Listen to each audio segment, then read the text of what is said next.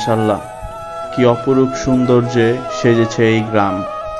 যেদিকেই তাকাই সবুজে শ্যামলে ভরে আছে এই গ্রাম।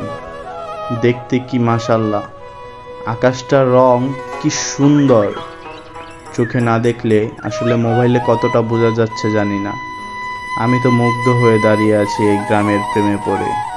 তাই তো বারবার ছুটে আসি এই গ্রামের টানে।